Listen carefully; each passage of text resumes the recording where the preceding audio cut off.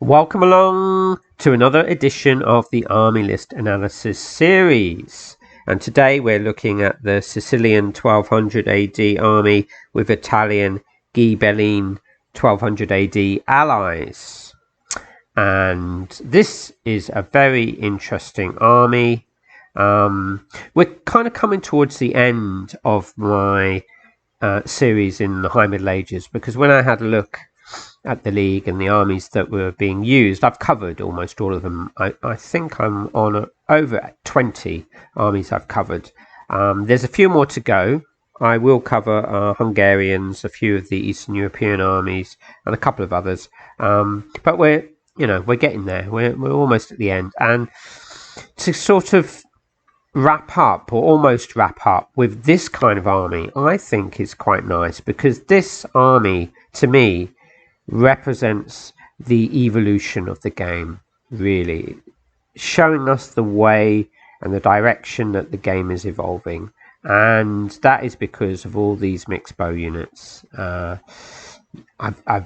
haven't seen as many of these kind of units in an army, and I've covered a lot, so that's good, because in the late Middle Ages and the DLC that will be covering that period, we're going to get a lot more what I call mixed units, or fire and fight units. Units with handguns mixed in with pike, more of these types of units. The Welsh bow and units like that will have some defensive capabilities. It's all going to become more fluid, and so that's the direction that we're heading, and this army represents that very well. Okay, so let's have a look at the infantry. So we got the armored defensive spearmen, pretty good unit. We get 2. You get an extra one, so it's when you take the Italians out, you get an extra armored defensive spear and some of the raw Pavilions. So I think it's better to take the Italians. So these are pretty good units. And you get 4 of your standard spearmen, which are solid units in most armies. Cheap, 36, heavy foot spear.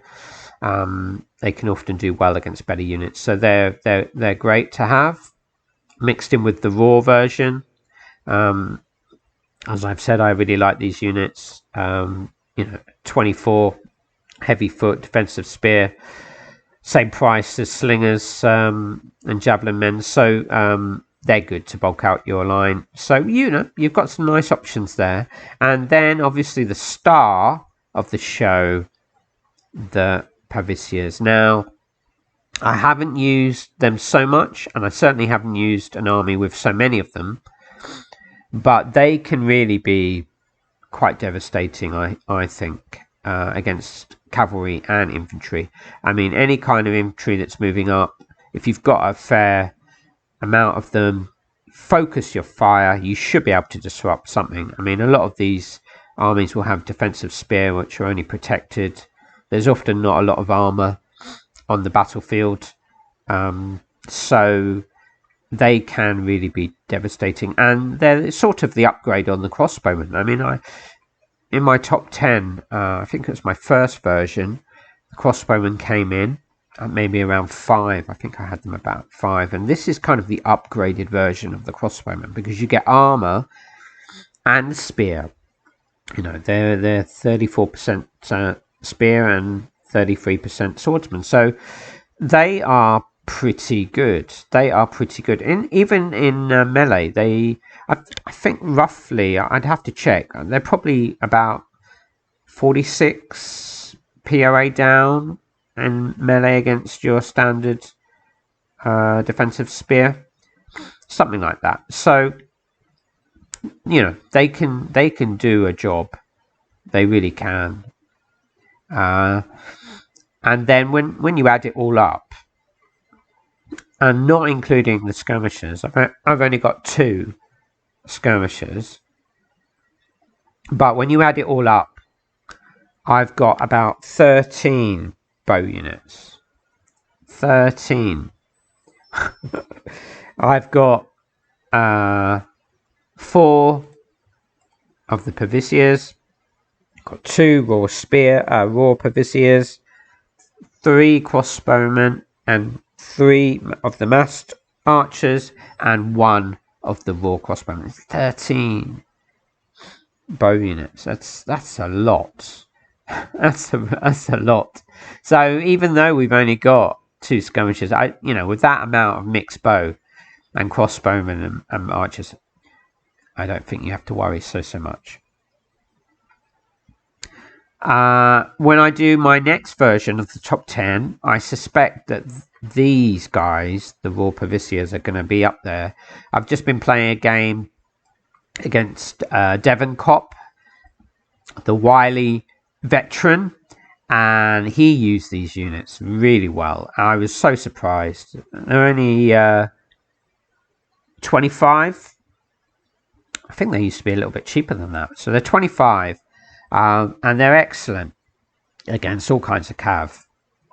They got a good chance of disrupting cav, the missile fire, and then even taking charges. I mean, they were taking charges well because of their defensive capabilities. 66. Was it on the raw? Okay, it's about a third defensive spear, but they were doing really well against cav. So very, very good unit for the price. Multi-dimensional, can help out in fighting and adding to your swarms of missile fire. Okay, we don't have so much cav. We've only got 2 knights in this build and some of the light horse. So, but I wouldn't really be bothered when I've got about 13 bow units and 2 skirmish units.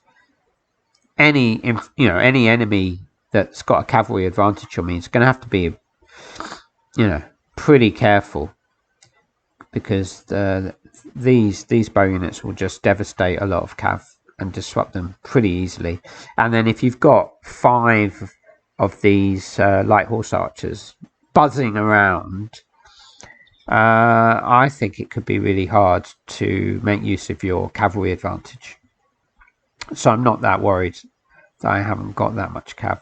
But there's some city knights. If you were playing some of the European armies, then maybe I could take out some of the mixed bow, raw spear, and I would add some city knights perhaps, or the armored Muslim spear.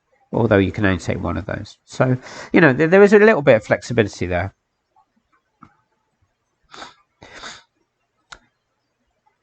Yeah, and we've got our crossbowmen, we've got our massed archers.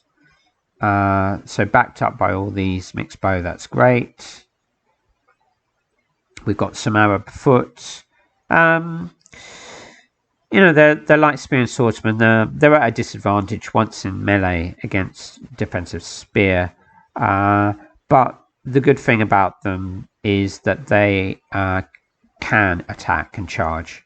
So with your defensive spear, sometimes you're just a bit limited because you lose all your POA advantage if you are charging. But at least you've got some more offensively minded units that can actually, if you need to push units away, take some part of the map, an area you need to control, push the enemy away to gain the zone of control. These are the units that can do it. So it gives you, again, a little bit more flexibility over these defensive spear units.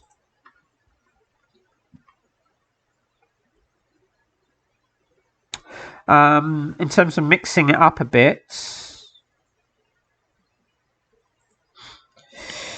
there's not so much you can do, but I took out some raw spear. I took out a light horse. And so for 2 raw spear and a light horse, you could, if you wanted, you could have another unit of knights. Maybe against the European armies, that might be nice. If you want to make it 3 units of knights, that's a nice amount. Also, if you wanted to go for yet more units with bow, you could actually add a unit of crossbowmen and another last archer unit, which is, that would take us to 15 units of bow. It's just incredible, really. This might be quite a hard army to fight.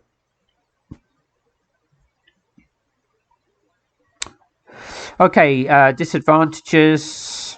Yeah, you've got almost actually no proper medium cavalry, no lancers, no light spear cav. It's just all okay. You've got one of the armored Muslim lancers, but then it's all the light horse. So none of the cheaper lancers, no light lancers, no mounted bow apart from your light horse archers. So pretty limited with the cavalry. But as I've said, when I've got so much bow, I'm not that worried about enemy cavalry, really. Irregular foot, I've only got 2. If there's a lot of rough ground, maybe that's a disadvantage. But again, with all this bow and mixed bow, maybe I'd be quite happy to fight my opponent on rough ground, to be honest. And again with the skirmishers, I'm not worried about the skirmishers when I've got so many bow units. So a really interesting, decent army. I guess you've got to use it well. I mean, okay, once taking impact, taking melee against heavy foot, these guys might crumble in time. But overall, with the mix you have, with the amount of firepower you have, even 2 knights here and quite a bit of spear, you should be able to do well against most armies. A lot of the newer armies, they're not going to be able to bring so much infantry. I think I had around 10 to 13 infantry units with the newer armies. So they could really struggle against this kind of army with all the bow. So I'm going to give this quite a high rating, about a B+, because a bit of a question mark on these mixed bow units, how well they do against standard infantry. Yeah, that's the key point. If they can do well and disrupt a lot of the units before impact, then this list would go up to A- or so. So let's see what happens. But yeah, about a B+. And it would probably be in one of my armies in my 4 choices. If I was entering the league, I have to submit my 4 choices. This would be in it, I think, just for the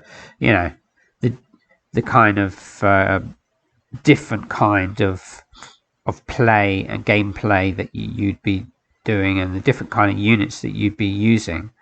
It would be just something different from everything else. Okay, that's about it. Thanks for watching. Let us know if you're playing with this army. I know a couple of you in the league are playing with this army. Let us know if you're playing against it.